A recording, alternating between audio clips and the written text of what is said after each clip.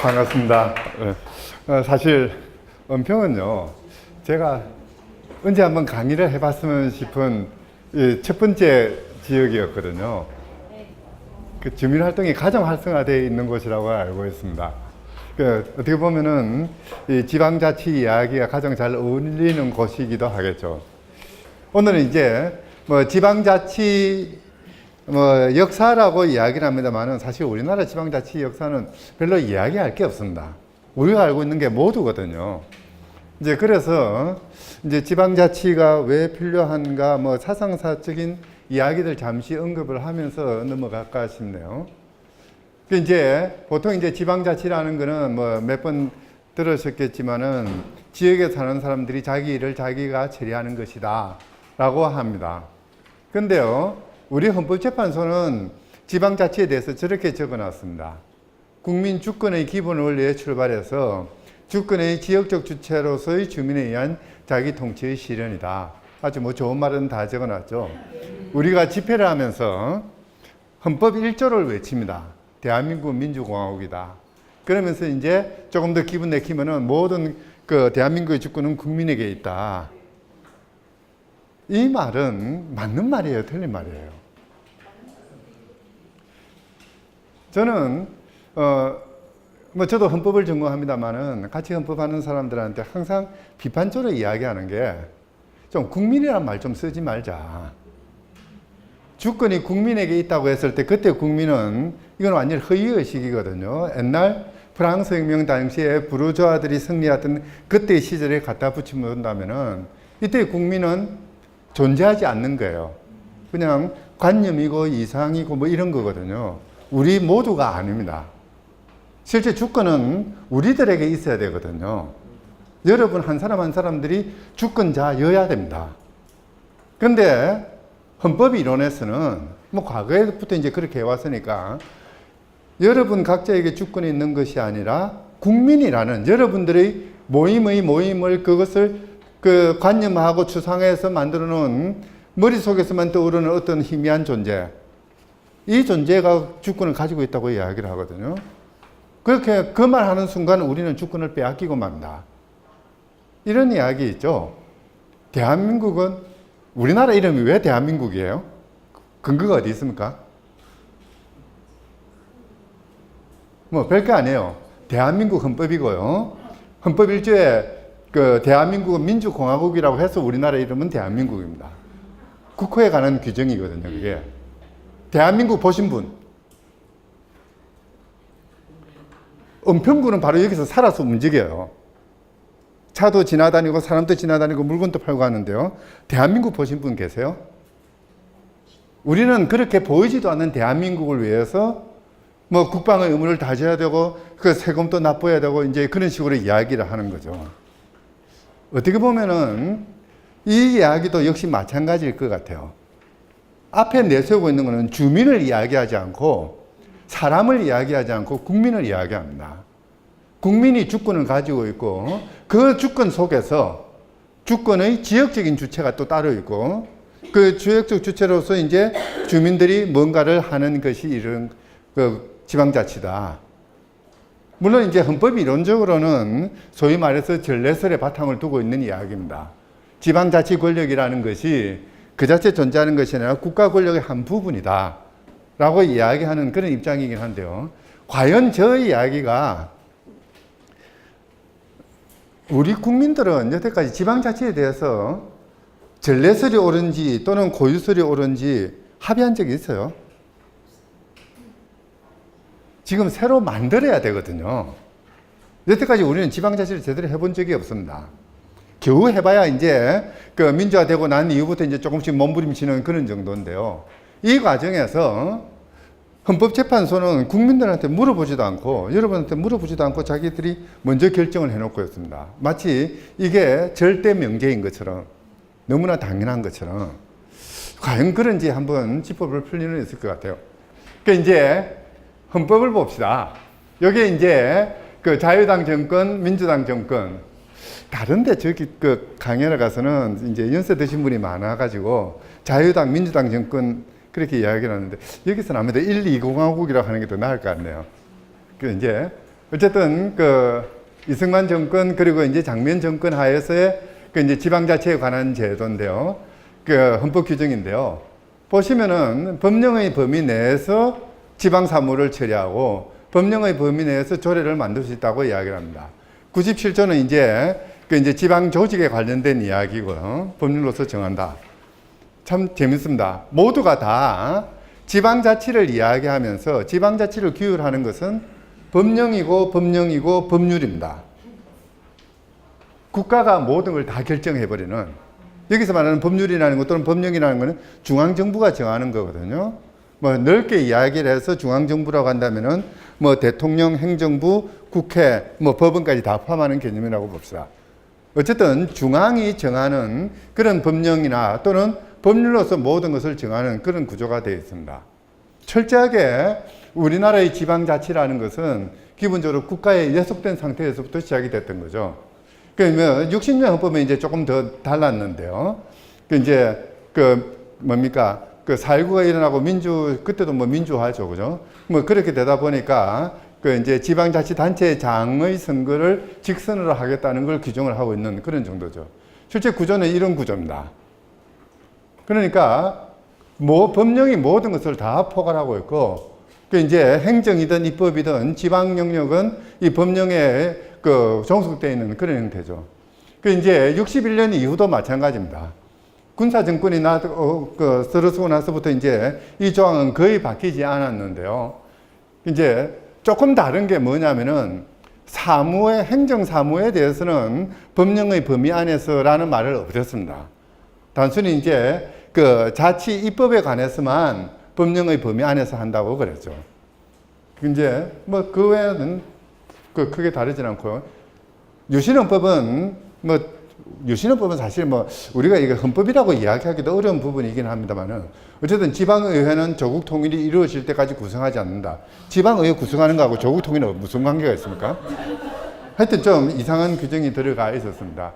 여기는 이제 이런 구조가 되어 있었죠.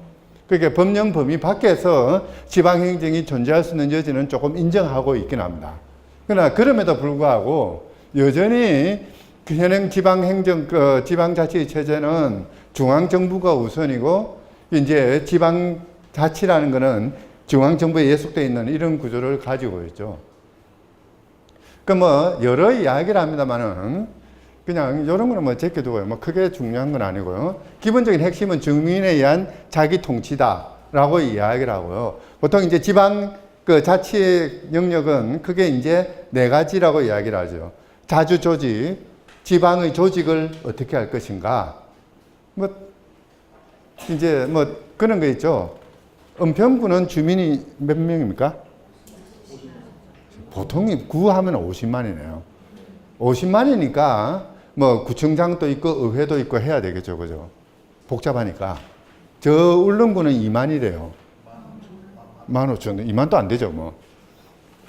거기에 군수원 두고 또 군의회 두고 할 거 뭐 있어요?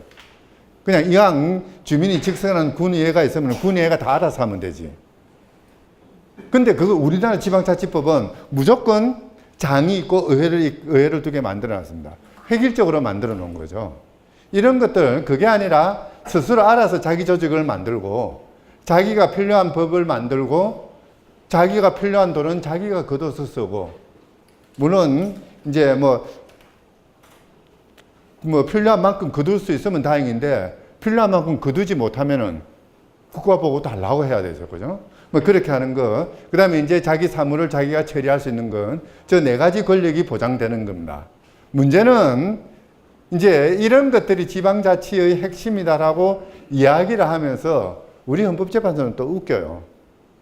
그렇게 해놓고 가장 결정적인 부분, 주민들이 자기 문제를 자기 책임하에 또는 자기 의사로 결정하고 집행하고 그에 대해서 책임질 수 있는 그 권력, 그 권리, 그거는 우리 헌법상의 기본권이 아니라고 이야기를 합니다.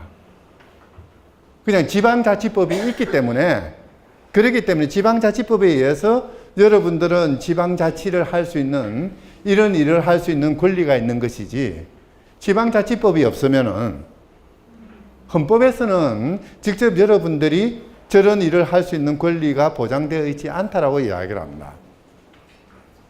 참 헌법재판소가 이 판결은 좀 잘못된 판결인데요. 어쨌든 바로 그런 판결 때문에 결국은 지방자치를 위해서라도, 지방자치라는 제도가 아니라 지방자치를 통해서 내 생활을 결정하려는 우리 주민들의 자기 권리를 위해서라도 헌법은 개정해야 되는 상황입니다. 헌법재판소가 헌법을, 이 판례를 바꿀 것 같지는 않아요. 크게 뭐 의미가 없다고 생각하고 있기 때문에. 그래서 헌법을 바꿔서라도 헌법 기본권 조항 안에다가 모든 주민은 또는 어떤 지역에 정주하는 사람은 자치권을 가진다라는 규정을 하나 만들 필요는 있을 것 같습니다. 이제 사실 아카데미에서 저한테 강의를 맡길 때는 이런 이야기 좀 많이 하자라고 했는데 이상하게 강의 제목을 역사로 그냥 갖다 붙여놔서 좀 그러는데요. 지방자치 이야기는 이때부터 좀 정리가 됐다라고 보면 될 것 같습니다. 알투지우스라는 사람, 좀 못생긴 사람인데요. 법학하는 사람들은 대학에 들어가서 법학개론을 배우면은 제일 먼저 접하게 되는 외국인 중에 하나일 거예요. 이제 법에 대해서 기본 틀을 잡고 그렇게 했는데요. 이 사람 이야기는 복잡하긴 합니다만은 간단합니다. 그러니까 사회가 이루어지는 것은 저런 순서로 이루어진다는 거죠.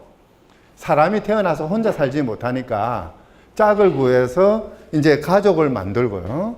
그렇게 더불어 살다 보면은 이제 이 가족이 하나의 원초적인 사회라고 한다면은 어떤 동업조합, 농사 짓는 사람들은 같이 농사 지으면서 협업을 하면서 능률을 상승시키고요. 공장하는 사람들도 공장대로 이렇게 협업을 하는 그러한 일종의 일을 하기 위한 조합이죠. 삶을 영위하는 그런 사회고요. 일을 하는, 노동을 하는 사회. 그리고 이제 이들이 모이다 보면은 도시가 되고 또 좀 더 큰 주가 되고 궁극적으로는 국가가 만들어진다.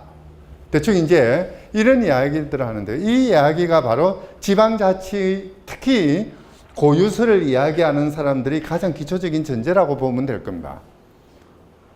사람은 그러니까 국가가 만들어지고 사람이 존재하는 것인지 아니다. 사람이 살다 보니까 어쩌다 보니까 이런저런 사회적인 규모가 커지게 되고 그러다 보니까 질서의 요청이 나타나게 되고 그 과정에서 국가라는 것은 수단으로 만들어진 것이다. 라고 이야기하는 게 이제 두 가지 흐름이 있는데요. 그 중에 이제 그러니까 기본 단위가 먼저 우선이다라고 이야기하는 입장입니다. 이제 국가라는 거는 사람이 살다 보니까 만들어지는 사람의 의도적인 인공물이지 자연적으로 형성되는 거는 이거라는 거죠. 사람의 삶의 단위를 이루는 가장 자연적인 토대는 이런 형식이다. 그렇다면은 어떤 사회 운영의 단위는 중심은 여기에 놓여져야지 여기에 집중돼서는 안 되는 것이 아니냐. 이제 그 이야기를 표현한 것이 보충성이라는 이야기입니다. 보충성 연방주의라는 게 거의 비슷한 이야기인데요. 특히 보충성은 이기호 선생님 아마 10분에 한 번씩 한마디 하셨을걸요? 항상 하시는 이야기인데요. 보충성 뭡니까? 설명할 수 있으신 분? 못해요. 참 좋은 말인데. 그냥 이렇게 이야기합시다. 이제 저는 항상 이렇게 설명하는데요. 어떤 녀석이 공부하고 싶어요. 돈이 없습니다. 어떻게 해야 돼요?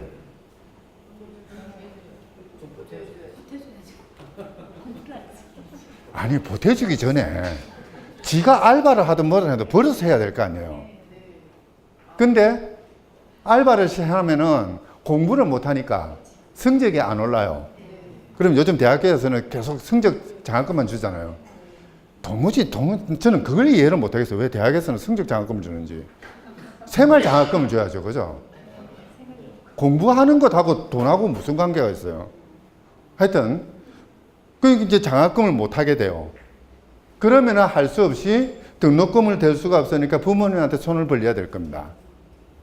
부모님은 그때까지 손 벌리고 올 때까지는 가만히 쳐다보고 있어야 되죠. 그죠? 부모님이 대줄 수 없으면 어떻게 해야 돼요? 삼촌, 큰아버지, 할아버지, 문중에 찾아가든지 그렇게 해야 되죠. 네? 하긴 대출도요, 자기 돈이 아니라 남의 돈이죠. 그죠? 남의 도움을 받는 거죠. 이제 집안이 못 대주면은 지역사회가 도와줘야 되고, 그것도 안 되면은 문재인 대통령이 나타나고 등록금 반액 이야기를 하든지 해야 됩니다. 이게 보충성입니다. 1차적으로 맡기라는 거죠. 어떤 문제의 결정, 보통 우리가 이야기할 때 결정하고, 자기가 결정한 것을 자기가 집행하고, 그 집행한 결과에 대해서는 자기가 책임진다는 거.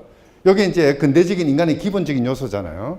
바로 이제 이런 것들 개인에게 맡겨두고, 개인이 못하면 옆에서 도와주고, 그들이 못하면 보태주고. 그러니까 어떻게 보면 보태주는 원리고, 어떻게 보면 맡기는 원리입니다. 그게 이제 보충성이라는 거죠. 이때 이제 보충성의 단위라는 거는 바로 이 단위로 내려가는 겁니다. 그들의 문제는 그들이 결정하게 만들고, 그게 안 되면은 이런 식으로 개입을 하라는 거죠. 왜? 이 사람들의 문제를 여기서 결정해가지고 너 어떻게 해? 라고 해서는 안 된다는 겁니다. 여기 사투리 적혀 있던데요. 이게 무슨 말입니까? 우리나라에서 가장 알아듣기 어려운 그 사투리가 제주도 사투리고요. 제주도 사투리는 거의 외국어 수준이고, 한국말 비슷한데도 더 알아듣기 어려운 사투리가 경상도 사투리죠. 하여튼 그 뭐 희한한 그 말들이 있는데요. 저는 같은 이야기인 것 같은데요. 예, 제주도에서 제주도 사투리를 가르치는 교육 과정이 없습니다. 이게 왜 그러냐면 우리나라는 국정교과서 또는 금인정교과서 체제이기 때문에요. 국정교과서나 금인정교과서는 교육부가 주관하거든. 중앙정부가 주관하죠. 전 세계에 희한하게요, 표준말이라는 것을 국가가 관리하고 있는 유의한 북한하고 우리나라하고 나라입니다. 전 세계 어떤 게 또 없거든요. 표준말이라는 게 뭐 간단해요. 그러니까 방송국의 언론사가 자기 교정 보는 기준이거든요. 근데 우리나라는 국가 중앙정부가 관리를 합니다. 그러면서 모든 언론 매체에 하나의 그러니까 그 언어만 사용하게 만들고요. 그러다 보니까 지역은 지역의 특성을 상실해 버리죠. 지역이 알아서 살아가는 것 가장 원초적인 의사소통의 단위가 사투리인데, 그 지역의 말인데, 이거를 서울말로 편입시켜가지고 없애버리는 체제가 되어버리는 거죠. 이건 안 된다는 거죠. 그냥 각자 자기들 말을 하고 살도록 내버려 두고, 그러다 보면은 경상도 사람하고 그 호남 사람하고 만나면 싸울 수밖에 없어요. 말투가 다르기 때문에. 마치 개하고 고양이는 언어가 다르기 때문에 만나면 싸운다고 그러잖아요. 이제 그런 경우에는 중앙정부가 나서가지고, 요렇게 둘이 만났을 때는 요러저런 언어를 쓰라고 뭐 제시라든 말든 그렇게 하면 되죠. 안 그러면 자기들이 알아서 결정하게 만들든지. 이 문제는 뭐 이제 알투지우스의 이야기의 핵심은 그게 있습니다. 국가가 나서지 말라는 거예요. 국가는 맨 마지막에 어쩔 수 없이 달리 방법이 없을 때 나서는 것이지, 함부로 나서서 뭔가를 결정하는 것은 아니다라고 이야기를 합니다. 이렇게 생긴 사람이래요.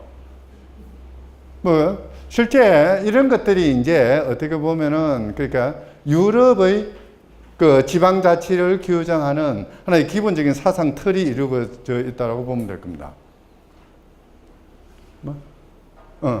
여기서 이제 보충성이라는 것은 대충 이제 이렇게 네 가지 정도로 이야기가 되죠. 주권이라는 것은, 저기서 말하는 주권은 뭐 대한민국의 주권은 뭐 국민에게 있고, 요거보다는 조금 다른 개념이죠. 조금 전에 제가 말씀드렸듯이 결정하고 집행하고 책임지는 그러한 힘, 그거는 지방이 가져야 되고요. 이니셔티브, 모든 정책의 이니셔티브도 지방이 주도해야 되는 것이고, 지방이 참여해야 되는 것이고, 경우에 따라서는 국가의 결정, 중앙정부의 결정에 대해서는 지방이 비토권을 행사할 수 있도록 해야 된다. 지금 저는 탈핵 법률가 모임 해바라기라는 게 있는데요. 이름만 빌려준 공동대표입니다. 일 안 한다고 맨날 혼나고 있는데요. 그렇긴 합니다만은, 이런 거 있죠. 지금 이제 원전이 아니라 핵발전소죠. 그걸 왜 원자력 발전소라고 그래요? 핵발전소 짓는 걸 지금 중단을 했습니다. 지금 이제 울주 지역은 지금 야단이 났죠. 그죠? 자, 어쨌든 중앙정부가 그렇게 결정했다 하더라도 지역의 문제라고 한다면은 지역이 거기에 대해서는 뭔가 비토권은 아니더라도 적어도 이의를 제기할 수 있는 권력은 부여해라는 이야기죠.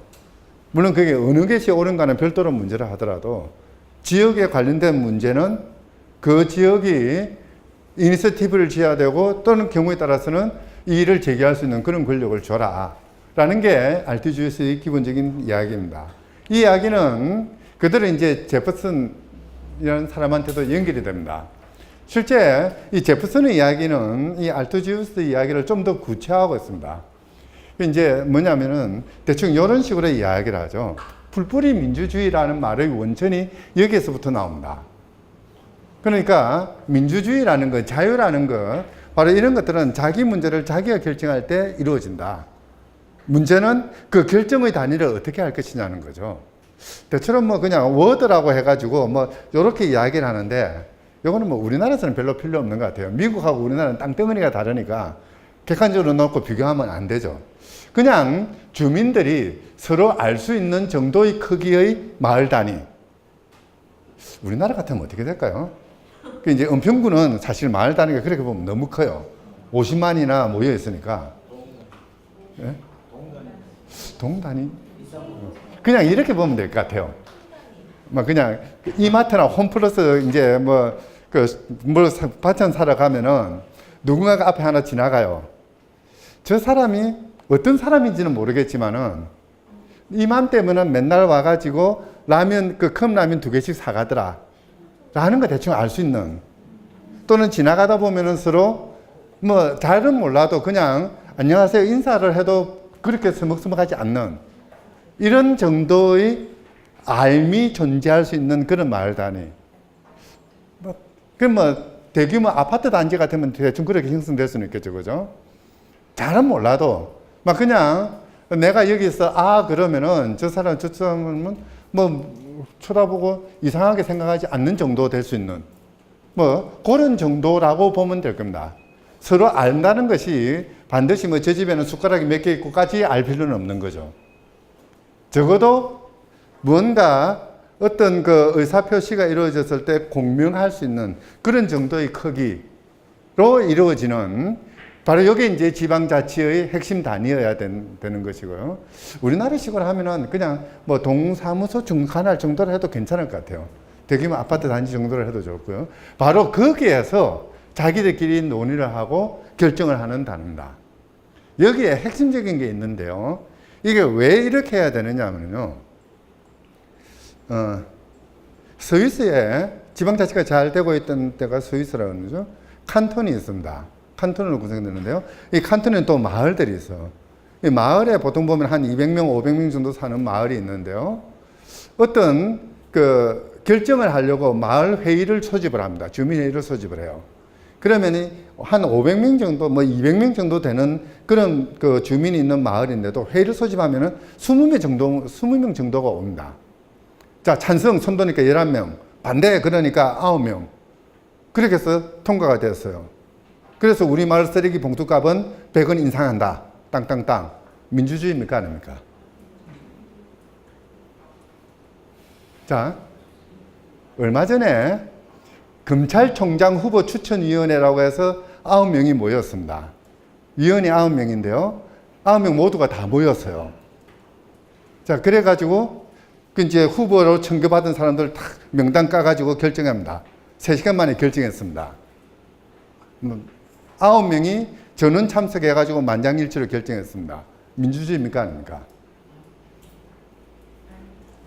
스위스의 경우는요, 상당히 그 주의 깊게 바라봐야 되는데요. 그러니까 200명, 500명이라 하더라도 그 이제 그렇게 20명이 참석하더라도요. 요 회의의 주제나 회의에 필요한 자료들은 이미 6개월 전에, 늦어도 3개월 전에 마을 주민들한테 다 알려줍니다. 다 알려주고요. 우리는 이런 문제를 이렇게 결정한다. 이렇게 결정하려고 한다라는 걸 다 알려주고, 또 경우에 따라서는 주민들이 그에 대해서 정보를 요구하거나 자료를 요구하면 다 제공해 줍니다. 주민들이 모여가지고 이걸 의논해 보겠다라고 이야기를 하면은 커피값이라도 대줘요. 심한 경우에는 캐나다가 그렇게 있는 걸 알고 있는데요. 주민들이 이 문제에 대해서 우리들 머리로는 도무지 결정하지 못하겠다. 그래서 저 한국의 저 건국대에는 한상이라는 사람을 초빙해가지고 한번 이야기를 듣고 싶다. 가능하다면 해줘요. 타당성이 있다고 인정해준다면 전문가가 와서 이야기하고 또 설명할 수 있는 기회도 제공해주죠. 그렇게 하다 보면은 그 3개월 또는 6개월 동안에 그 마을, 요 마을입니다. 요런 마을에서는 어느 정도 합의가 이루어져요. 대부분의 사람은 100원 올리든 120원 올리든 80원 올리든 뭐 내 재력으로는 감당 가능하대서 무관심할 거예요. 이미 자기는 다 파악하고 있으니까. 근데 어떤 사람은 도무지 쓰레기값을 어떻게 120원을 올리느냐 붕괴하는 사람이 있을 거예요. 뭐 그런 사람도 있고 또 어떤 사람은 쓰레기값을 올려서라도 어떻게 해야지라고 생각하는 사람들이 있을 겁니다. 특별히 생각하는 사람들이 어떻게 보면 암묵적으로 그 200명, 500명의 많은 생각들을 대표하는 대표자가 돼가지고 회의에 참석하죠. 거기에서 논쟁을 거쳐서 결정이 되는 거. 뭐 그런 정도라면은 그 결정을 따른다고 해서 크게 이상할 거 없잖아요. 이미 우리는 알고 있고 또 경우에 따라서는 그 결정에 어느 정도 위임도 한 것이고요. 내가 가지 않는다고 해서 저 결정이 내 생활에 큰 영향을 미치거나 또는 내가 예상하지 못하는 완전히 엉뚱한 그 방향으로 나 튀지도 않을 그런 보증이 있는 거거든요. 바로 그런 상호의 보증이 있을 정도의 크기. 알기 때문에 우리는 같은 마을 사람이라는 걸 서로 인식하고 있기 때문에 튀지 않아요. 막가는 결정하지 않습니다. 서로가 같이 그 판단할 수 있는 그런 틀이 생기는 거죠. 올해 이제 그런 식으로 하는 것이 그 제대로 된 그러니까 그 자치가 아닌가 싶은 생각이 듭니다. 바로 그렇게 결정해 나가는 거. 그거를 그러니까 제퍼슨의 이런 식의 이야기를 그러니까 후대 사람이 이름 붙이기를 홈룰이라고 붙입니다. 그러니까 홈이 우선이라는 거죠. 미국에서는 그렇게 지방자치를 바라보는 그 지방자치 시스템입니다. 크게 두 가지가 있습니다. 저렇게 지역 단위가 우선권을 가지는 홈룰에 기반을 두는 그런 주들이 있고요. 여기서는 주 정부의 어떤 결정권보다는 마을의 결정권을 우선하는 그런 체제입니다. 그게 이제 이런 주들이에요. 주로 뭐 시골이라고 보면 될 것 같은데요. 거꾸로 주 정부가 우선이고 또는 그러니까 우리식으로 하면 국가죠. 국가가 우선이고 국가의 권력에 의해서 지방자치권이 생긴다라고 하는 게 저 딜런 룰이라는 겁니다. 그러니까 소위 말해서 전례설에 기반 두는 거죠. 이제 뭐 나머지는 40개는 이제 저기에 뭐 기반을 두는 것이다라고 이야기를 하긴 합니다. 저 아이오와는 저기 저 희한해. 주지사도 장기 집권하고요. 저기 보면은 제일 큰 두 번째로 큰 도시가 시드래피드라는 데인데요. 거기 시장은 지금 제가 알기로 한 50년째 하고 있어요. 그러니까 아마 죽어야 정권 교체가 될 것 같아요, 거기는. 사실, 그 이제, 그렇죠. 저기도 마찬가지거든요. 제법 큰 도시인데요.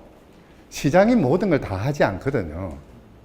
저기도 또 동네가 자기들끼리 알아서 다 해요.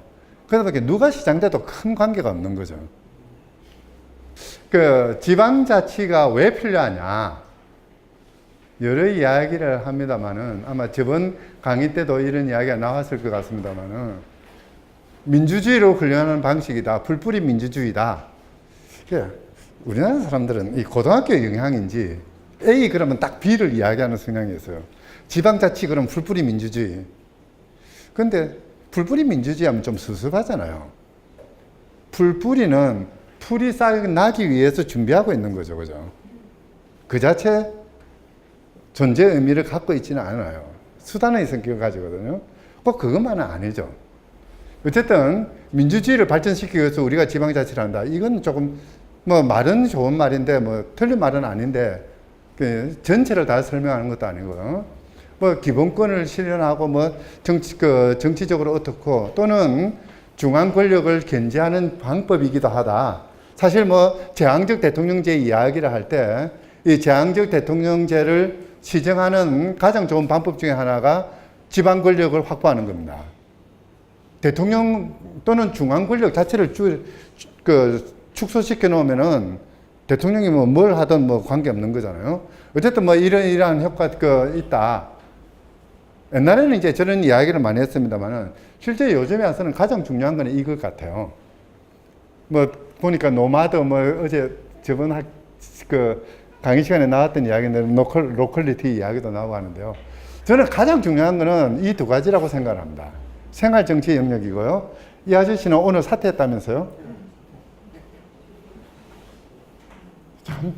참 그래요. 그 이제 보면은 그 이제 제 주변에 있는 사람들 로망 중에 하나가요. 새 정부가 나왔으니까 새 정부로부터 너 장관이나 무슨 자리 할래? 라고 제안을 받는 거. 그 제안 받는 게 로망이 아니고요. 제안을 받고 저는 안 하겠습니다라고 이야기하고 그 사실이 알려지는 거. 뭐 그런다고 그러는데요. 좀 그래요. 아주 나름대로 시민운동이나 이런 분에서는 그 성과를 많이 냈던 분인데 좀 그러네요.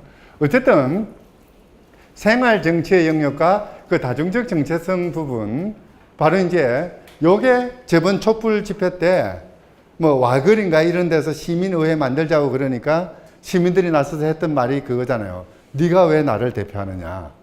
나는 내가 대표한다. 이 이야기 연장선인 것 같아요. 그냥 뭐 어려운 이야기인데 간단히 이야기합시다. 요즘 저희 아파트가 이제 지금 골치가 아픕니다.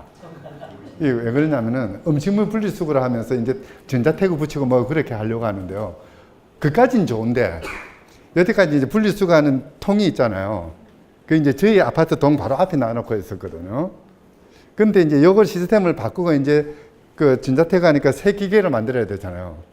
이제 그러다 보니까 저희 제가 사는 데가 103동인데 103동 주민들이 잘 됐다. 위치 옮기자라고 이야기를 합니다. 102동 쪽으로 옮기자. 102동에서는 반갑지는 않잖아요. 그죠? 어디로 옮겨야 돼요?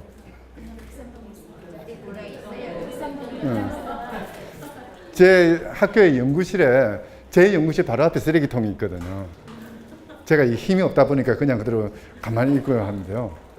자, 이것 자체가 사실은 어떻게 보면은 아주 중요한 내 사는 데 있어서는 가장 중요한 문제예요. 이 사람이 노동부 장관이 되고 안 되는 것보다 더 중요한 문제일 수도 있죠. 그죠? 바로 그 이야기입니다. 우리 삶의 형태들, 삶의 내용들, 이런 것들을 누가 어떻게 결정하느냐의 문제는 옛날에 뭐 어떤 그 정책을 마련하고 누가 집권하는 것보다 더 우리 생활에 큰 영향을 미치는 거죠. 쓰레기 봉투값, 그러니까 뭐 웬만한 법 하나 통과시키는 것보다는 쓰레기 봉투값이 어떻게 되느냐가 내 생활에 영향을 미치는 거잖아요. 바로 그 이야기입니다. 뭐 크게 어렵게 이야기할 거 없을 것 같아요. 바로 앞에 내 발등의 문제는 내가 결정하자는 거죠. 또 하나가 요 이야기는 내가 누구라는 것을 지금 현재 일어나가지고 5초 만에 설명할 수 있는 사람. 옛날에는 나는 한상이다 하면 끝난 거죠. 그죠? 그 이제 보통 그러잖아요. 어디 가가지고 저 한상입니다. 그러면은 옛날 같으면 중시조가 누구시냐라고 물어요. 그러면은 뭐 안양공 뭐 몇 대 손입니다. 그러면은 그때부터 그래 맞아. 모든 게 다 제 자신을 파기되는 거거든요. 근데 요즘은 그게 아니잖아요. 그 이제 사실 좀 난감해요. 이런 데 오면은 꼭 양력을 적어내라고 그러거든요. 저는 사실 어떻게 보면은 그 이제 학교에만 있다 보니까 상당히 단순한 삶을 살아왔습니다. 그럼에도 불구하고 여기에 뭘 적어야 될지 고민을 해요.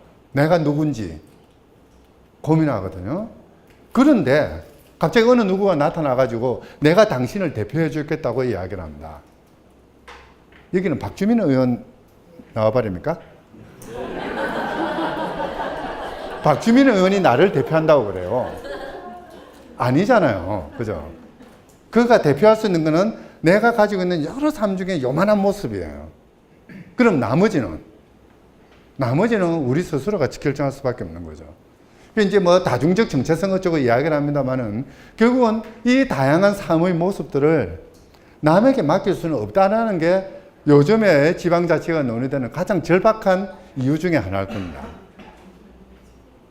지난 촛불 때 와거리 제한이 나쁘지는 않았습니다. 잘못 운영되면 그 자체도 상당히 의미가 있었겠죠.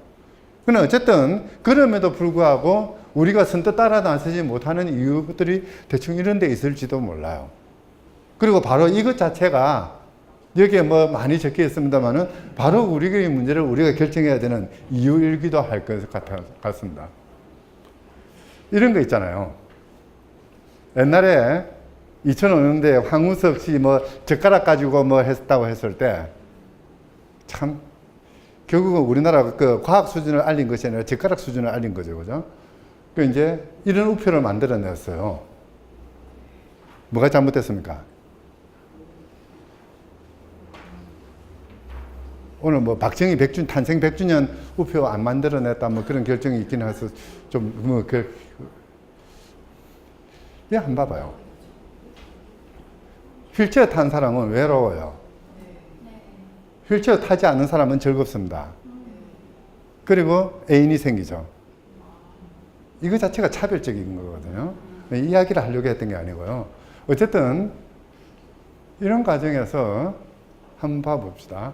당사자주의라는 거, 당사자성이라는 게 중요한 게 바로 이런 겁니다.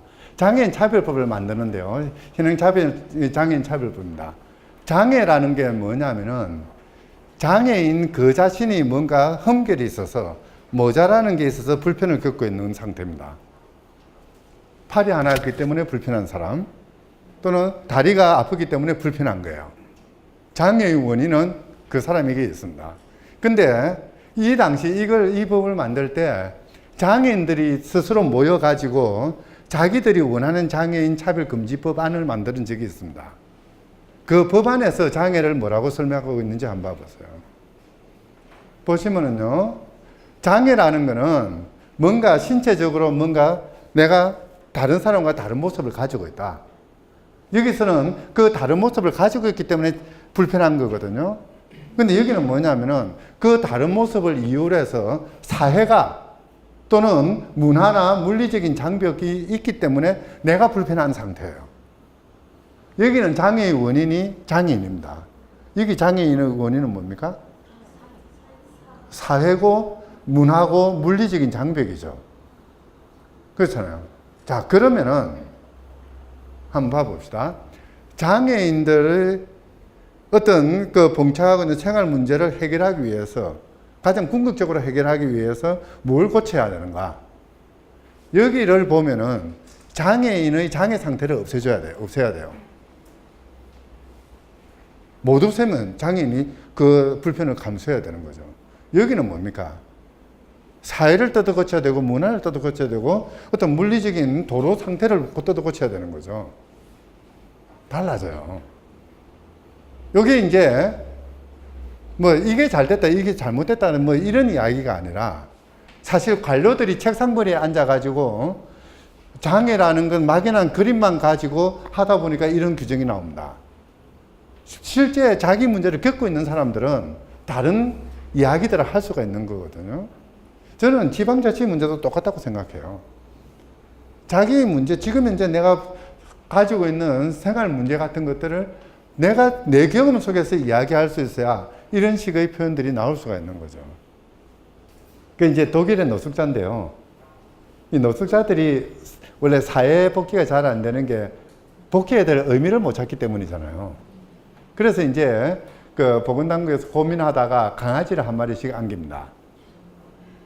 강아지를 키워봐라. 이제 강아지 사료 같은 것들은 이제 정해진 시간에 정해진 장소에면 다 주고요. 강아지가 아프면은 정해진 장소에 가면 치료도 해주고, 케어하는 때부터는 비용은 다 이제 그 지방정부가 다 마련해주죠. 이제 그러다 보니까 키워요. 그러면서 이제 관계가 형성이 되죠. 정말 친밀한 관계가 형성이 됩니다. 표정 봐봐요.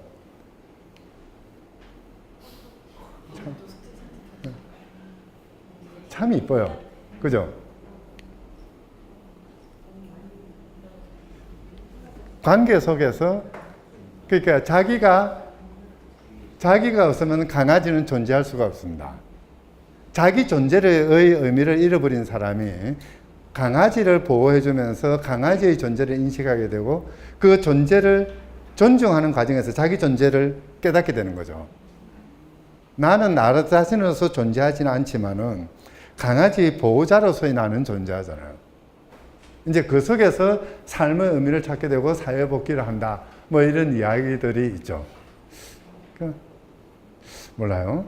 저는 저도 뭐 이 이야기는 전해들은 이야기라서 자세는 모릅니다만은 중앙정부 수준에서는 떠오를 수 없는 생각들이에요. 정말 노숙자들의 삶을 옆에서 쳐다보면서 그리고 이제 이런 관계의 의미를 아는 그런 과정 속에서 나올 수 있는 이야기죠. 그냥 지나가면서 했는데요. 오히려 뭐 이게 더 중요할 것 같아요. 이제 세계에서 가장 큰 빈민촌이라고 그럴까요? 이제 형성되는 세 번째 큰 도시가 이제 붐바인데요. 도시 개발한다고 도로를 만들어 놨더만은 사실 인도 사람들은 그러니까 뭡니까? 자기가 있는 곳이 자기 집이죠. 그렇게 딱 부러지게 어떤 뭡니까? 물질과 자기를 구분하는 것이 아니라 힌두교가 그렇다고 그러대요. 물질과의 결합 속에서 자기 존재를 찾는다고 그러던데요. 어쨌든 뭐 그거는 그냥 설명하는 말이고 도로를 닦아놨더만은 거기다가 들어와 가지고 집 짓고 살아버린다. 이제 그래서 페이브먼트 포장도로죠. 포장도로에 살고 있는 사람들 뭐 그런 식의 이야기를 하는데요. 자리 깔면은 자기 집이에요. 차가 지나다니는데 이 밑에서 자고 있죠. 이제 심한 경우에는 붐바이 씨가 이제 머리가 아파요. 개발이 안 되니까. 그래서 이 사람들 쫓아내려고 그럽니다. 그러니까 지금부터 30년 전 판결입니다. 인도 연방대법원에서 뭐라고 이야기를 하냐면 쫓아내지 마라. 이 사람들 쫓아내면은 바로 죽어버린다. 뭐 표현이 이제 좀 머쓱하긴 합니다만은 이 사람들이 왜 이 지역에서 살아요? 시골에서 먹고 살 길이 없으니까 도시에 가면 뭐가 있겠지 하고 왔습니다. 도시를 향해서 가다 보니까 마치 제가 중계동 살다가 이제 강남을 향해서 열심히 전진을 해가지고 10km 전진한 데가 지금 휘경동이거든요. 10km만 더 전진하면은 강남인데 못 가고 있어요. 하여튼 그거와 마찬가지입니다. 더 이상 못 가요. 왜냐하면 더 이상 들어가면은 도시민들의 저항이 있죠. 우선 저렇게 잘 자리도 찾지도 못하고 쫓겨나기 십상이고 뭔가 임대를 하려도 임대료는 엄청나고 감당이 안 되죠. 어쨌든 이 지역까지 거의 뭐 이제 한계선상이죠. 여기에서 아침에 일어나 가지고 준비를 해서 도시를 향해서 가 가지고 뭔가 일을 하고 그게 무슨 일이든 뭐 노동을 하는 일이든 그렇지 않으면 소매치기를 하는 일이든 뭔가를 해서 거기서 돈을 벌어서 돌아와 가지고 먹을 거 사서 먹고 발 닦고 자고 그 다음날 다시 그 일을 할 수 있는 한계선상이 이 역입니다. 여기서 조금만 더 밀어내면은 출퇴근을 못 해요. 그러면 먹고 살 수가 없죠. 또는 여기서 쫓겨나면 이 공동체가 해체가 되고 나면은 이 사람들 덩쳐먹고 사는 사람도 분명히 있을 거예요.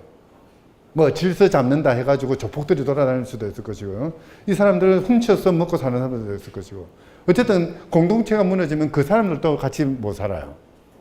결국은 이 지역은 이 사람들의 생명을 유지하는 가장 원초적인 단위가 됩니다. 그 자체에 자기들이 삶의 터전을 만들어 놓고 있는 거죠.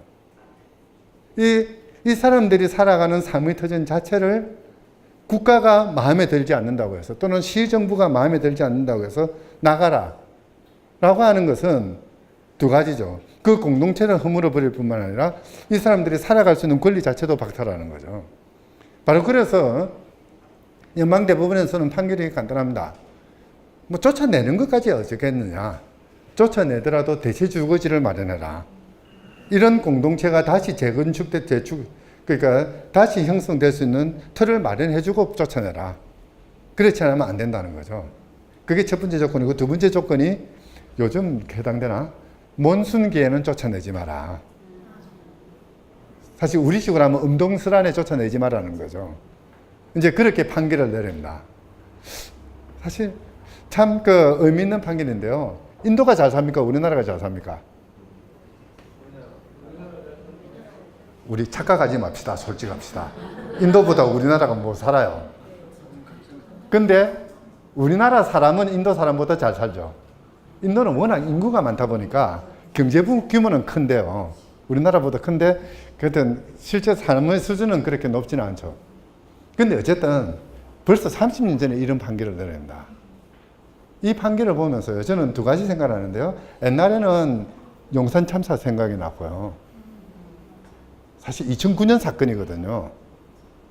그 이제 요즘에 와서는 이런 생각이 납니다. 우리 헌법이 121조 1항인데요. 소작제도를 금지하고 있습니다. 왜 소작제도를 금지합니까? 농지는 삶의 터전이기 때문에 그렇잖아요. 이제 소작을 시키면은 이제 착취가 일어나게 그런데요. 옛날에는 소작제도가 뭐 이게 상당히 큰 문제였는데 요즘은 오히려 이게 지금 일반적이죠. 지금 농사 짓기 싫어서 다 뭐 그거 하고 하다 보니까 사실 그래서 저도 맨날 그 산소에 불철을 안 가도 되는 데서 불철을 가야 돼요. 그 묘답을 해놨더만은 그 농사 짓기 싫다고 그 도로 뭐 반납하는 바람에 할 수 없이 그렇게 돼버렸어요. 어쨌든 요즘은 이게 아니고요. 가로수길 그 뭡니까? 거기 가로수 와장창인가? 아니다. 우당탕인가? 우장창창. 우장창창. 이야기 들어보셨어요? 그냥 이런 거 봅시다. 어떤 사람이 그냥 여기 뭐 어디 점포라고 합시다. 점포에 들어와가지고 세를 주면서 이제 영업을 합니다. 열심히 해가지고 그러니까 손님들이 많이 와요. 그러다 보니까 옆에도 비슷한 전방이 생기고 전방이 몇 개 생기다 보니까 술집도 생기게 되고 뭐 이러다 보니까 여기가 가로수길이 아니라 느티나무 길이 됐다고 합시다. 많은 사람들이 와요. 이제 그러다 보니까 땅값이 올라가고 뭐 그렇게 됩니다. 건물값도 올라가고 그러면 임대료를 올려야 됩니까? 말아야 됩니까? 또는 임대료 안 올려준다고 너 나가라고 이야기할 수 있는 건가요? 사실 그것하고 옛날에 그렇게 그 혐오 뭡니까 건기시대였던 그 이제 우리 헌법 제정 과정에 에서부터 이야기는 나왔던 거거든요. 더 이상 소작제도라는 그 비인간적인 걸 하지 말자. 쫓아내는 거, 땅에서 쫓아내는 거는 그 뭐 그러니까 세를 안 주면 쫓아내는 거니까 요거는 그 사람의 생명을 빼앗는 것이다. 그런 거 하지 말자라고 해서 헌법에 박아놓은 거거든요. 그렇게 했던 그 논리를 그대로 적용하자면은 세를 들여가지고 그 동네에서 자기 삶을 만들어내고 공동체를 만들어내고 뭔가 그게 부르든 그렇지 않으면 어떤 가치든 문화든 뭘 만들어내는 이 사람한테 돈 안 냈다는 이유로 또는 임대료를 높이 올려주지 않는다는 이유로 또는 권리금을 가로채려는 이유로 그 사람을 쫓아내는 게 합당한 것인지 좀 같이 고민해야 될 부분일 것 같아요. 사실 그렇거든요. 이제 가로수길에 그 임대료가 또는 금가격 올라간 이유는 집주인이 잘해서 그런 거 아니잖아요. 그렇죠. 또는 그게 우장창창인가 곱창 잘 구워서 그것 때문에만 올라가는 것도 아니에요. 우리가 사 먹으러 갔기 때문에 그렇거든요. 우리가 그 동네 가가지고 야, 이 동네 참 재밌네라고 같이 놀아줬기 때문에 그 동네는 가로수길이라는 이름을 붙을 수 있는 거죠. 그렇다면 그 모든 것들은 그 사람들의 그 작품이자 우리의 작품이잖아요. 우리 모두의 것이거든요. 이제 그 성과들을 왜 건물주라는 한 사람이 가져가야 되는지 이제 이런 것들은 이제 이런 맥락 속에서 생각할 수 있는데요. 똑같은 맥락입니다. 다 같은 이야기죠. 이제 삶이 형성되는 그 모습들, 그 과정들, 이런 것들을 다 제껴두고 끄트머리 것만 가지고 이거는 누가 결정하는 것이고 이건 누가 가져야 되는 것이고 하는 거예요. 이거 결정하는 건 너무 잘못된 것 같아요. 모두에게 다 맡겨두고 모두가 같이 이야기하는 그런 형태가 됐으면 좋겠어요.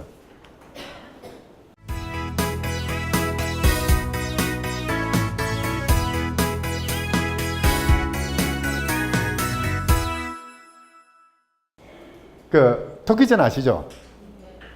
가람 그 토빌가가 따로 있는데요. 그냥 이렇게 봅시다. 이야기는 똑같아요. 용왕님이 아팠는데 용왕님 그 병을 치료하는 데는 토끼 간이 좋다고 하니까 별주부가 가가지고 토끼를 꼬드겨서 용궁에 데려옵니다. 원래 이 이야기는 원본은 뭐냐면은 토끼가 거짓말 해가지고 도망쳐버리는 거죠. 그죠? 근데 이 이야기에서는 다릅니다. 이제 이빙기스님 그 본에서는요, 뭐냐면은 토끼는 자기가 죽겠다고 작정을 합니다. 나는 이제 죽었구나. 근데 죽었구나라고 하고 자기 삶을 포기하려고 보니까 뭔가 좀 괘씸한 놈이 하나가 있어요. 자기를 속인 별주부죠. 그래서 한마디 합니다. 내 간은 생생하게 잘 있으니까 용왕님 드리겠다. 이 한번 바쳐서 나라님을 구하겠다. 다만 소원이 하나 있는데 별주부 마누라랑 한번 자게 해달라. 이제 용심을 부린 거예요. 그러니까 이제 이게 좀 이거는 함부로 튀면 안 된다. 이렇게 됐습니다. 괄호 안에 들어갈 말. 할 수 없이 이제 그 자라 입장에서는 부인을 내줄 수밖에 없어요. 워낙 충성스러운 사람이기 때문에. 그래서 이제 같이 잡니다. 같이 이제 토끼하고 부인은 같이 자고 자기는 옆에서 술 먹고 있고. 괄호 안에 들어갈 말은 뭡니까? 원래 막장 드라마의 원본이 여기에 있죠. 토끼를 사랑해요. 그리고 이제 잡니다. 근데 이제 별주부는 옆에서 속이 상해가지고 술 먹고 있으니까 토끼가 자다가 가만히 보니까 경계가 허술하거든요. 그렇게 도망쳐버려요. 별주부가 술 깨서 생각해 보니까 토끼가 없거든요. 두 가지 잘못을 저질렀잖아요. 부인한테 못할 짓 했고, 그 다음에 이제 나라님한테, 임금님한테도 잘못한 거잖아요. 그래서 할 수 없이 외국으로 도망칩니다. 또 망명을 해요. 그러니까 남아있는 거는 별주부 부인입니다. 부인은 혼자서 쓸쓸하게 토끼에 대한 상사병에 걸려서 죽어요. 주변에서 보니까 저 사람이 자기 남편 기다리다 죽었구나. 연료가 따로 없다 해서 연료문을 지어줘요. 이 이야기를 별주부가 저 먼 나라에서 바람길에 듣습니다. 또 가슴이 아프죠. 그래서 자기도 자살해요. 비극으로 끝납니다.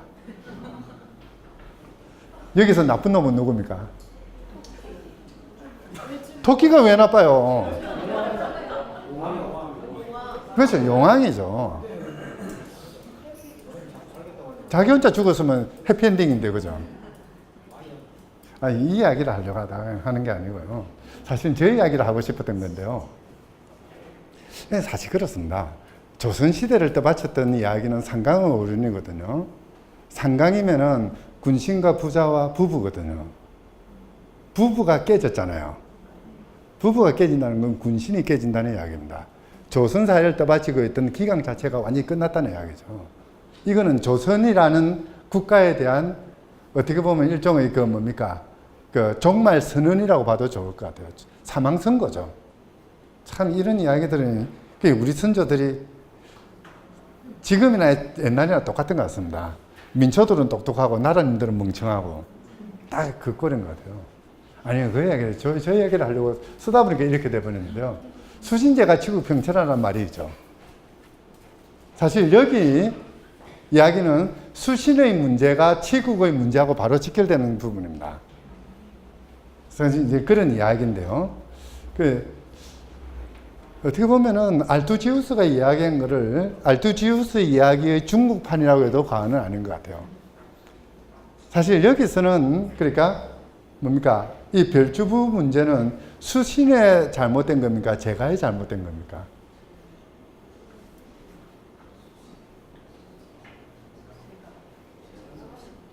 사실 요거는 엄밀히 본다면 제가 보기에는 그래요.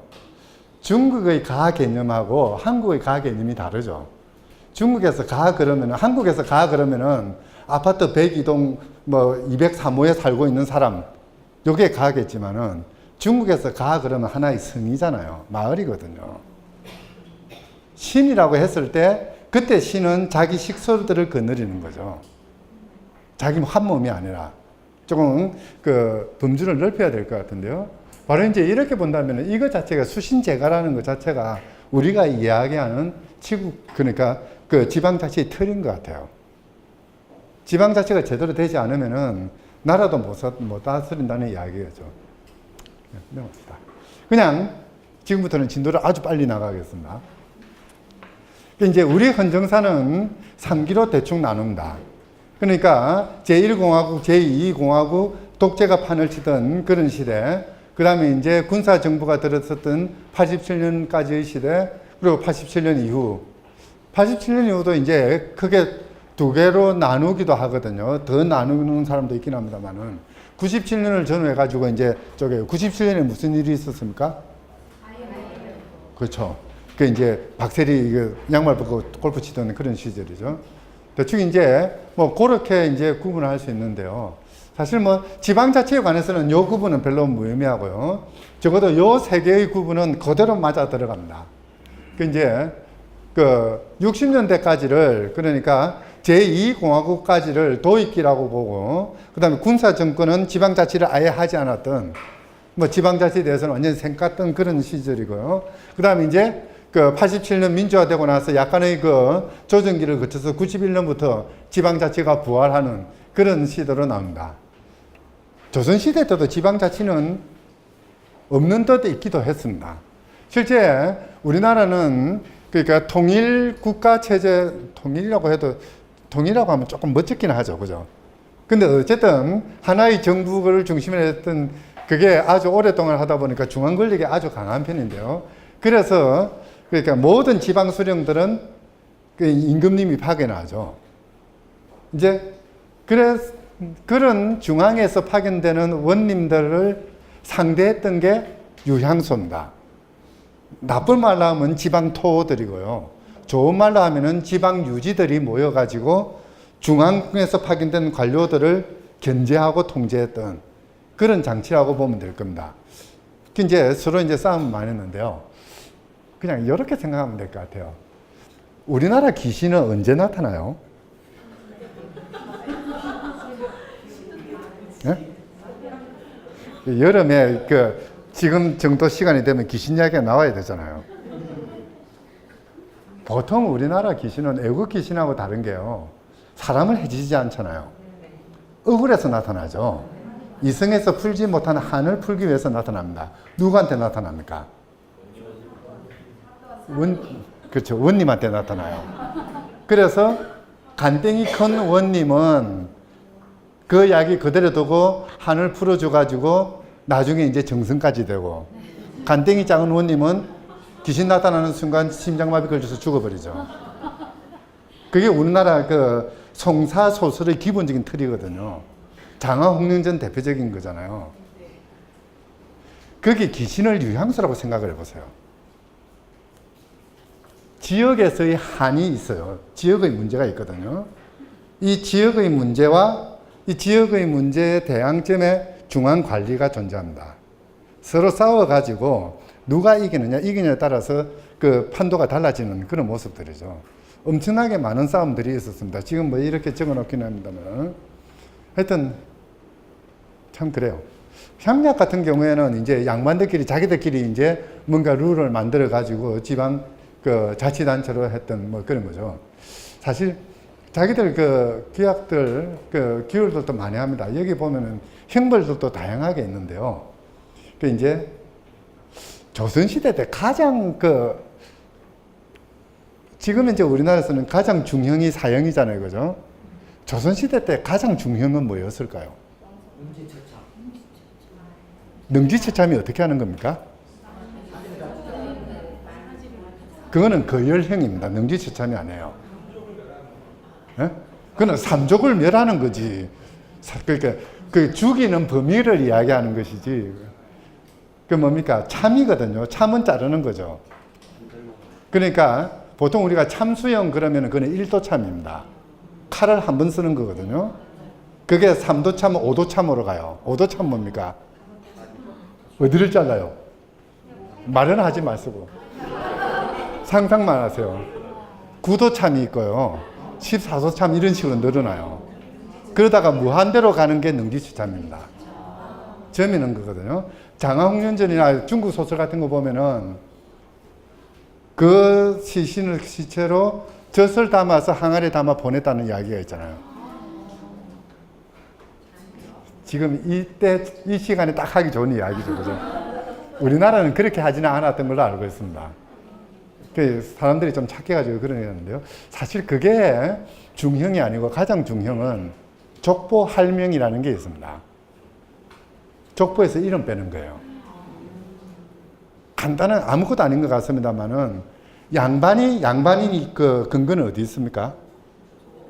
족보잖아요. 족보에서 이름 뺀다는 거는 양반의 지위를 박탈하는 거거든요. 자기를 여태까지 먹여 살렸고 자기 권력이나 존재의 기반이 됐던 족보 자체를 없애주는 거죠. 요게 나중에 조금 잘못돼가지고 아마 여러분들 그런 이야기 부모님한테 많이 들어보셨을 거예요. 말 안 들으면 전에서 호적에서 파버린다. 호적에서 파는 건 그건 아무것도 아니에요. 호적은 무지랭이도 가지고 있잖아요. 이제 뭐 그런 건데요. 사실 이제 향약이나 이런 데서 어떻게 보면은 향약이라든지 또 다른 이제 자치의 단위가 요거는 이제 양반이었고요. 또 다른 단위가 문중이었죠. 오히려 경우에 따라서 문중이 더 큰 기능도 했습니다.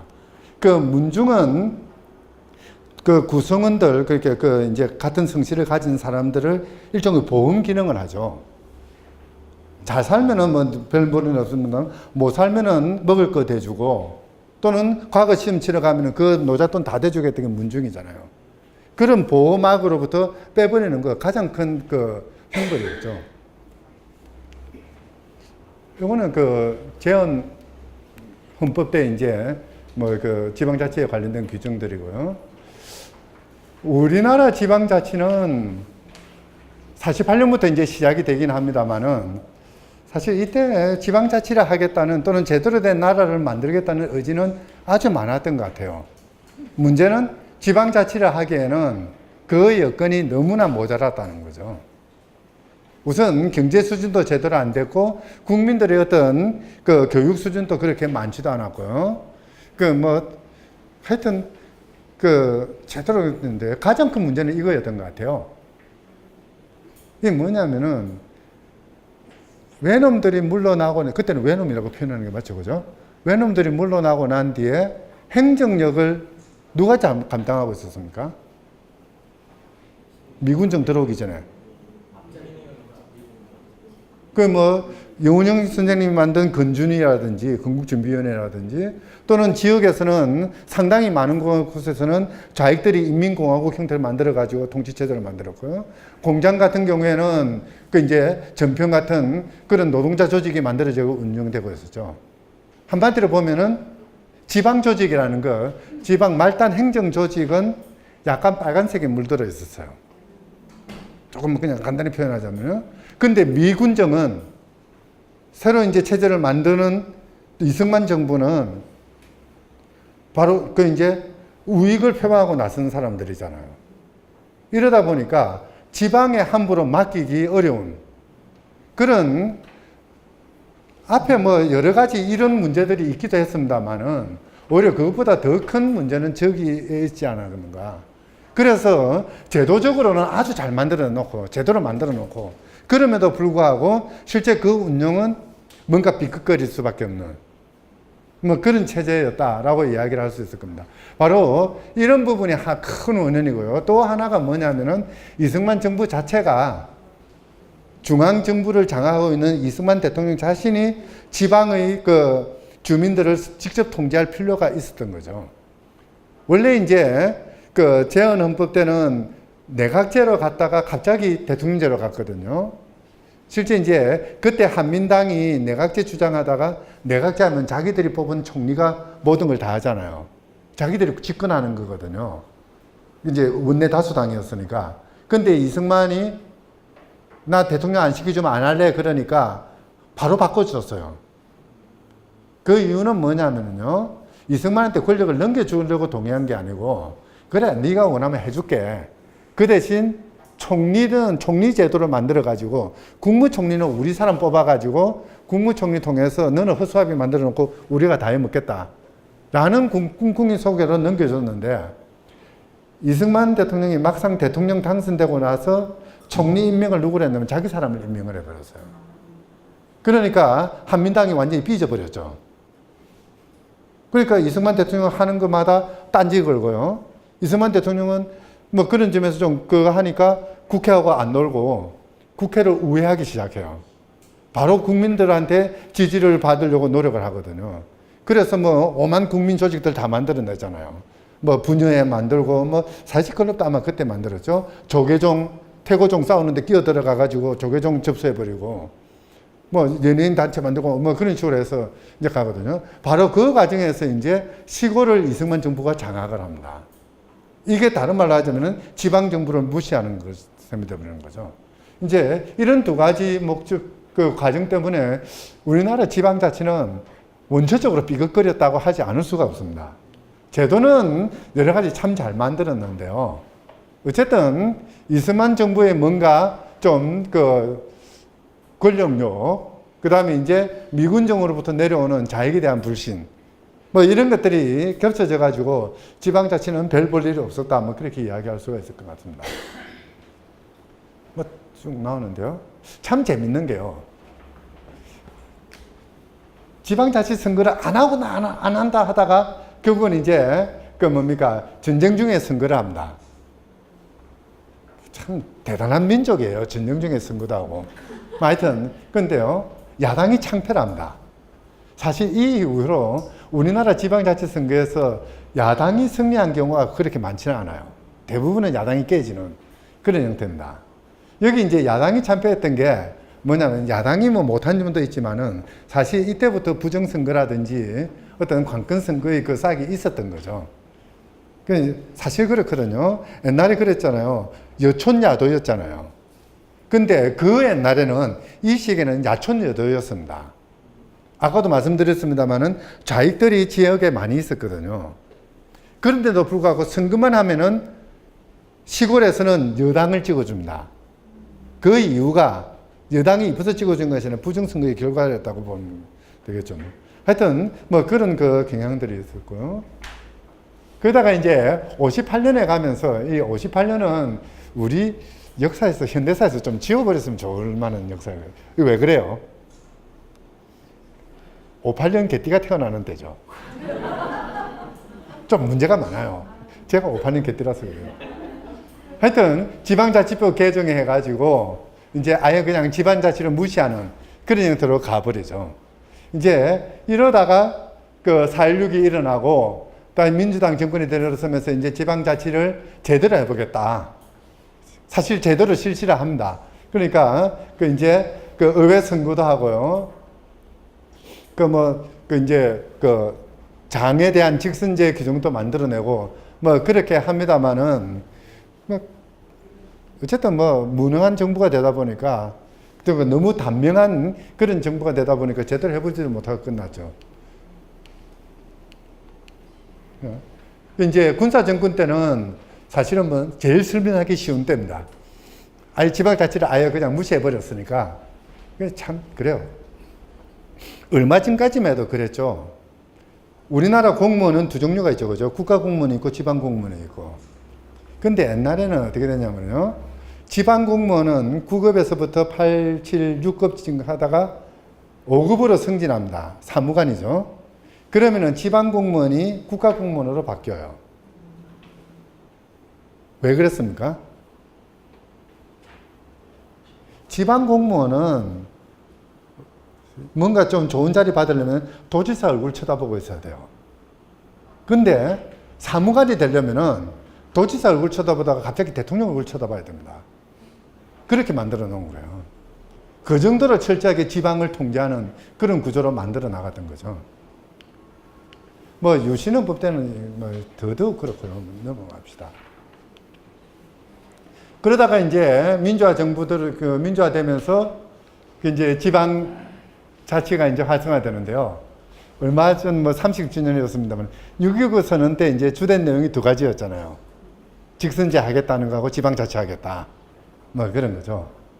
그 뭐 저게 6.29 선언이 뭐 어떻게 되든 어쨌든 87년 6월 항쟁의 자그마한 성과라고 한다면은 그렇다고 한다면은 대통령 직선제는 그래도 제대로 실시가 됐습니다만은 지방자치는 아직도 지금 이 모양 거의 뭐 아직도 반쪽이니까 뭐 그렇게 보면은 6월 항쟁의 제도적인 그런 성과는 아직도 반쪽이 아닌가 싶긴 생각이 들기도 합니다. 어쨌든 계속해서 이제 지방선거가 이루어졌고요. 뭐 그냥 중요하지 않게 넘어갑시다. 그 이제 88년에 이제 그 3당 합당이 일어나고, 그리고 이제 그 뭡니까 그 지방의회가 만들어지고요. 이때도 역시 마찬가지죠. 민자당이 이제 압승을 하고 야당은 깨지고, 하여튼 우리나라 야당들은 정신 차려야 돼요. 뭐 그러고요. 그리고 이제 단체장 선거는 안 하겠다고 미루고 그냥 버티고 그랬습니다.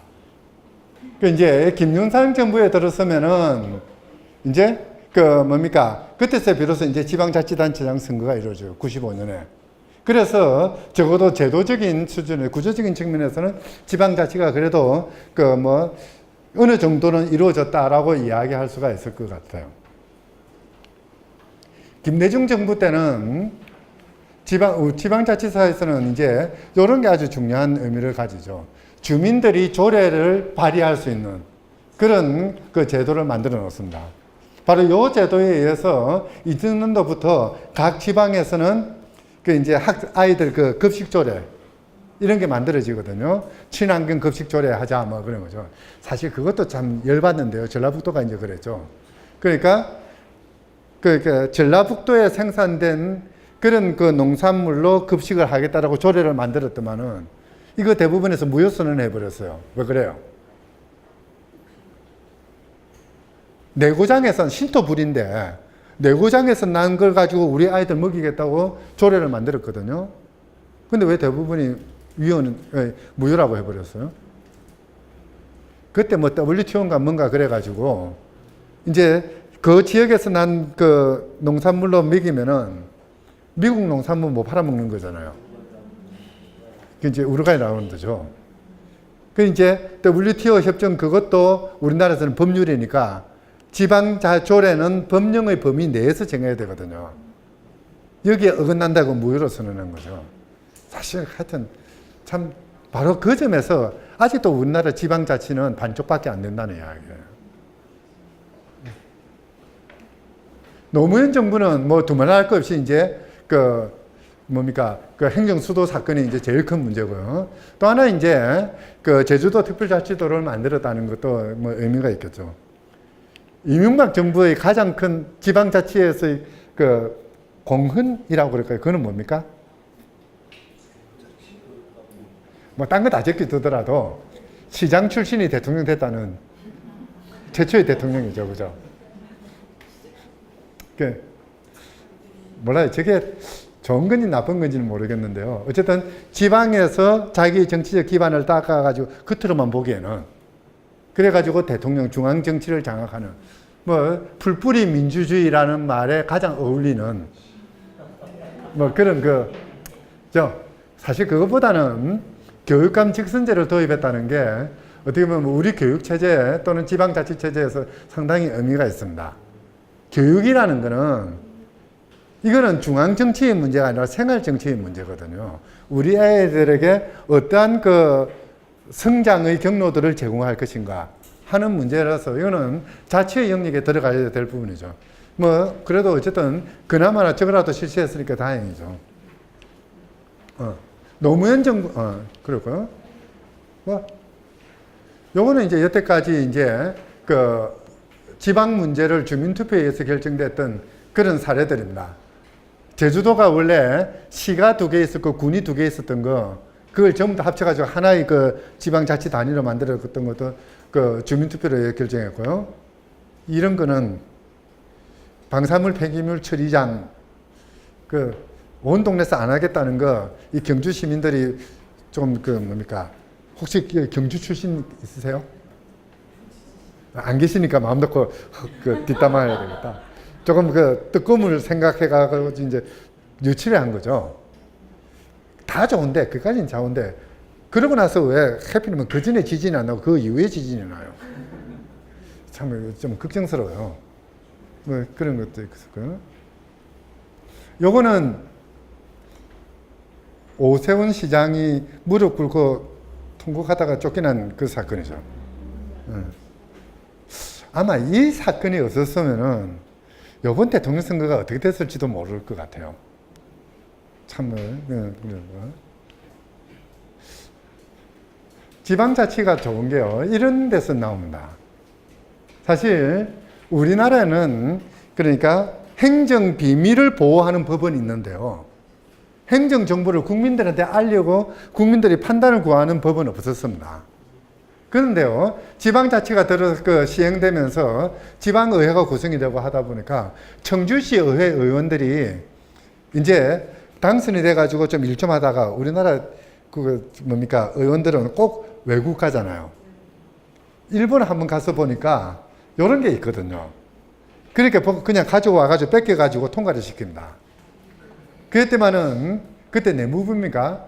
행자부. 거기서 이제 야단이 나요. 어떻게 감히 국민들한테 그 행정 정보를 내놓느냐. 적어도 법률도 없는데. 이래가지고 싸움이 붙었던 그런 영역이긴 합니다만, 어쨌든 요런 조례를 하나 만들고 나서 보니까 요 조례가 밑바탕이 돼서 전국의 지방자치단체로 확산이 되고, 지금 이제 국회에서 그 정보공개법이라는 그 법을 만드는 그런 상황까지 갔었죠. 상당히 우리나라 행정 시스템 자체를 바꿔놓는, 어떻게 보면 혁명적인 사건이라고 봐도 될 것 같아요. 서울시는 또 이제 이런 것도 있었죠. 학생조례 만들어가지고, 이제 학생조례가 있는 그 시도가 몇 군데가 있는데요. 이제 주민이 발의해가 만든 아주 유일한 경우입니다. 그러면 사실 저도 여기에 n분의 1은 했어요. 이런 거는, 요거는 이제 망원시장 사례인데요. 참 지방자치의 전형적인 모습인 것 같아요. 마을자치죠. 그러니까 이런 겁니다. 망원시장에 이제 보통 보면은 조그마한 자판에 그 이제 나이 드신 여자분들이 앉아 계시잖아요. 움직이지 않고 하루 종일 이렇게 앉아 있다 보니까 온 근육이나 이 뼈 마디가 쑤시기 시작해요. 근데 그 자리를 비우지 못하잖아요. 아파도 병원에도 못 가요. 그러니까 이제 어떻게 했냐면은 그 주민들과 동네 그 활동가들, 그리고 이제 구청, 보건소 의논을 해가지고 건강수레 제도를 만듭니다. 그러니까 보건소 소장이 그냥 맨날 손님 올 때만 기다리는 게 아니라 일주일에 정해진 날짜, 정해진 요일에, 옛날에 그런 게 있었잖아요. 그 새마을금고 같은 데서 시장 돌면서 동전 바꿔줬죠. 똑같이 수레에다가 청진기, 간단한 약 같은 거 실고 마을을 시장을 돌아다녀요. 그러면은 허리 아픈 그 할머니가 나 허리 아프니까 진찰 좀 해달라 하고, 바로 거기서 간단한 진찰, 간단한 처방하고, 좀 심각하면은 언제 오라고 예약도 하고, 바로 이런 문제들. 그러니까 결국은 주치의가 하나 생긴 거예요. 모든 시장 구성원들한테. 이런 것들은, 그러니까 자기 문제를 자기가 뭔가 결정하면서 그 삶의 여건을 개선하는 가장 좋은 예 같거든요. 참 좋은 것 같아요. 우리가 87년 6월 항쟁을 하면서 현행 형법체제를 만들 때 꿈이 부풀어 있었습니다. 이제 권위주의 체제를 없애버리고 민주주의를 실현하고 권력을 줄여대고 우리의 그 기본권들을 누리겠다. 그렇게 했는데 실제 제대로 된 거는 별로 그렇게 많지는 않습니다. 이제 여러 가지 있는데요. 그냥 이제 그러다 보니까 이제 지난해부터 촛불을 들고 이제 광화문에 모였는데요. 저는 지난 그 촛불 집회 그 이후에 우리의 요구는 크게 딱 두 가지라고 생각을 해요. 촛불 집회에서 나왔던 민심은 첫째가 이제 모든 걸 자기들끼리 다 해먹던 이런 것 좀 털어버리자. 권력이 국민에게 있는 것이 아니라 그 대통령이나 그 주변에 있는 그런 사람들한테 가했던 거 이거 좀 뺏어오자. 나쁜 놈들 좀 두드리 잡자. 이제 그게 하나가 있었고요. 또 하나가 우리의 문제는 우리가 결정한다. 나는 내가 대표한다는 그런 그 정치 과정 또는 생활 과정에 직접 참여하겠다는 그런 의지인 것 같습니다. 바로 이제 요즘 이제 개헌을 할지 안 할지는 모르겠습니다만 개헌 논의의 틀은 요 두 가지를 바탕으로 해서 이루어져야 될 것 같아요. 근데 이 두 가지를 하는 가장 좋은 방법은 두 가지가 있습니다. 뭐냐면요. 그들에게 주어진 권력을 빼앗아 오면 돼요. 최순실 뭐 또는 그 이면에 있던 요즘은 박근혜가 안 그러고 503이라고 그러대요. 503. 그 사람이 가지고 있던 권력을 우리한테 빼앗아 와야 되죠. 이거는 어떻게 하느냐 하면은 우리의 기본적인 권리를 강화하면 됩니다. 헌법에 적혀 있는 기본권들을 보다 더 강화해서 국민들이 목소리를 높일 수 있는 뭔가 주장을 할 수 있는 틀을 마련해 주면 되는 거거든요. 또 하나가 뭐냐면은 그들이 가지고 있던 권력의 상당 부분을 지역에다 돌려놓으면 돼요. 대통령이나 국회가 가지고 있던 권력들을 거의 대부분을 털어가지고 지역에다 맡겨두면 되는 거죠. 결국은 기본권을 강화하고 지방분권 체제를 마련하면 되는 거죠. 이제 헌법 개정을 한다면은 그런 관점에서 이제 이야기가 될 겁니다. 다만 이제 문제는 누가 헌법 개정을 할 거냐의 문제죠. 지금 헌법 개정 논의는 누가 하고 있어요? 국회에서 자기들끼리 하고 있잖아요. 참 재미없어요. 뭐 이런 이야기인데요. 이런 거 한번 봅시다. 현행 헌법에서는요, 경제 조항을 어떻게 했냐면 이렇게 해놨습니다. 대한민국의 경제 질서는 개인과 기업의 경제상의 자유와 창의를 존중하며 기본으로 한다. 그래서 삼성이 갑질을 하든 뭘 하든 돈을 그냥 다 쓸어가도 그들의 자유와 창의의 문제예요. 그 속에서 자리에 서가지고 고생을 하는 사람은 자유와 창의가 별로 없는 사람들이죠. 그러니까 고생이라도 마땅한 사람입니다. 근데요, 우리 재헌헌법을 한번 봐보세요. 요 조항을 이렇게 고쳤거든요. 누가 고쳤어요? 박정희 군사정권 때 이렇게 고쳤습니다. 이제 뭐 기업이란 말은 이번 헌법에 들어왔지만요. 이제 재헌헌법을 보면 아주 재밌습니다. 대한민국 경제 질서는요, 모든 국민에게 생활의 기본적 수요를 충족시켜주는 거죠. 정반대입니다. 이제 뭡니까? 사회 정의 실현이고요, 균형 있는 국민 경제 발전을 기본으로 합니다. 각인의 경제상의 자유는 삼성이 갑질을 하고 얼질을 하고 뭐 하는 그 모든 것들은 이 한계 속에서 허용이 되죠. 국민들이 먹고 살지 못하면은 기업의 자유도 없다는 거예요. 먹고 살 수 있어야만 기업의 자유가 있다는 거죠. 이런 조항들을 만들어내는 그런 사실 몰라요. 재헌헌법 만들 때 그때 사람들이 어떤 생각을 했는지 뭐 여러 걸 해야 되긴 하겠습니다만은 적어도 이런 부분에서는 상당히 전향적이었고 진취적이었죠. 물론 이제 전진안이라는 그 당시 뭡니까? 노조, 한국 노조입니까? 위원장이었는데요. 뭐 그 사람 공이 크긴 했습니다만은 대충 뭐 저런 겁니다. 이거 한번 봐보세요. 여기는 베네수엘라 같은 경우에 국민들이 이제 시민혁명하면서 여기는 시민혁명을 헌법전을 들고 헌법을 흔들면서 시민혁명을 했거든요. 그러면서 헌법 만들어 놓은 꼴을 한번 봐보세요. 국민들이 직접 참여하면서 만드니까 이런 조항들이 들어갑니다. 가사노동이 부가가치를 창출한다. 우리나라 국회의원들 저런 거 꿈꾸고 있을까요, 지금? 지금 개헌특위 만들고 있잖아요. 그 사람한테 베네수엘라에 이런 헌법 규정이 있는데요 라고 이야기하면 뭐라고 대답할까요? 베네수엘라 지금 망했잖냐고 이야기할 거예요. 근데 너무나 중요한 이야기거든요. 노동자들이 중심이 되니까 이런 법을 만듭니다. 뭐냐면은 노동법하고 다른 어떤 경제특례법, 기업법 또는 요즘 우리나라 같은 경우에는 노동쟁의법이 있고 그 다음에 영업방해죄가 있죠, 형법에. 이 두 개가 충돌해요. 파업하면은 영업방해니까. 자, 그러면 어떻게 해야 됩니까? 아예 못 박아놨습니다. 노동자에게 유리한 걸 선택해라. 근데 우리나라는 노동자한테 가장 불리한 걸 선택하죠. 이런 것들 각자 자기가 당사자가 될 때에서만 비로소 만들어낼 수 있는 거거든요. 사실 바로 용 거꾸로 이야기를 하자면은 헌법 개정 과정에서도 여러분들이 참여해야 되고 여러분들이 참여하기 위해서는 참여의 단위들을 만들어내야 돼요. 그게 바로 지역 공동체이기도 할 겁니다. 뭐 다른 것도 있긴 하겠지만은 지역에서 먼저 헌법을 이야기해야 되고요. 지역에서 오로지 지방자치 개헌만 이야기할 이유는 없어요. 지방자치 개헌은 내 생활의 문제를 내가 결정하기 위한 하나의 수단이죠. 또 다른 측면에서 내 생활의 문제를 결정하기 위해서 다시 또 지방 지역 운동들을 해야 될 필요가 있는 거죠. 다시 거꾸로 돌아와야 되는 그런 상황인 거죠. 뭐 여러 가지 있습니다만은 특별한 게 없어요. 아마 오늘 여러분들이 토론 주제도 이걸 것 같습니다. 그러니까 홈룰이냐 딜런 룰이냐 또는 전례설이냐 고유설이냐의 문제이기도 하는데요. 사실 모르겠어요. 지금 수준에서 과연 지방자치 권력이 지방에서부터 나오는 것이냐 국가로부터 나오는 것이냐를 따지는 게 의미가 있을 것이냐.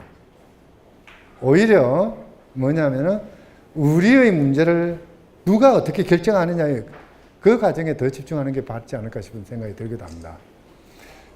오히려 사실 지방자치의 영역에 있어서는요, 그렇습니다. 지방의회, 이게 뭐 은평구청장이라고 합시다. 이 은평구청장 공천을 누가 합니까?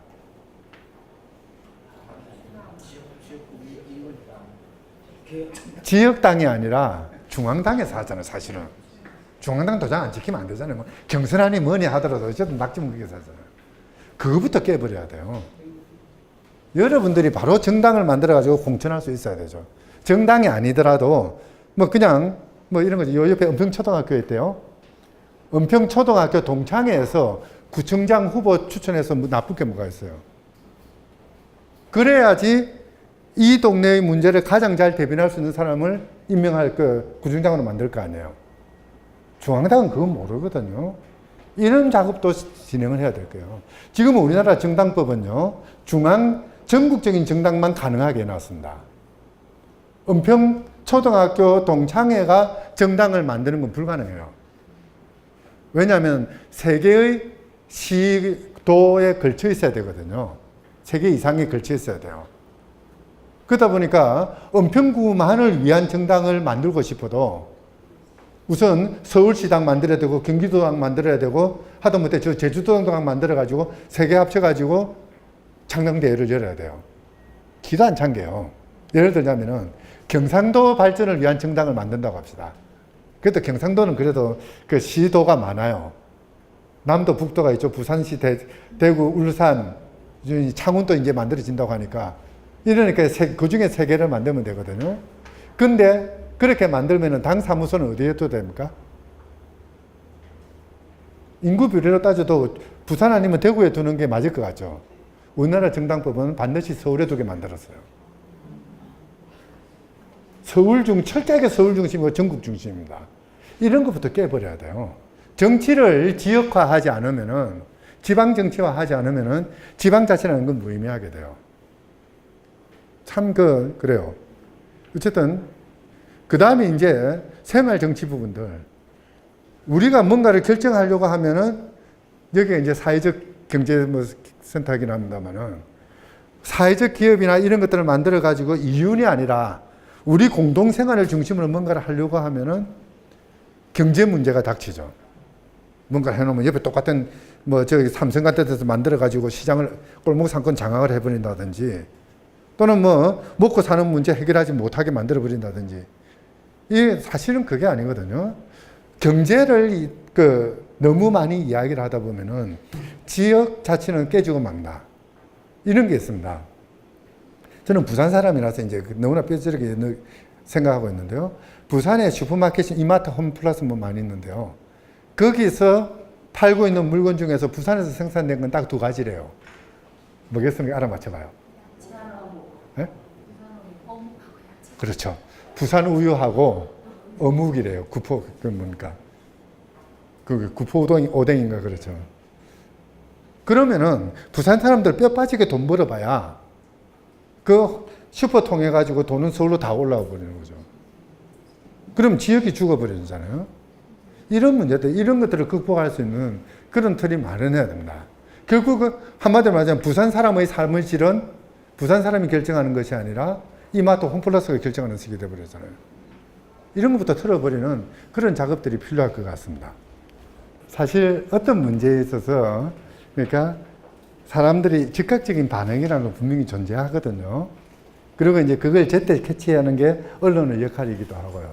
또는 정치의 역할이기도 하죠.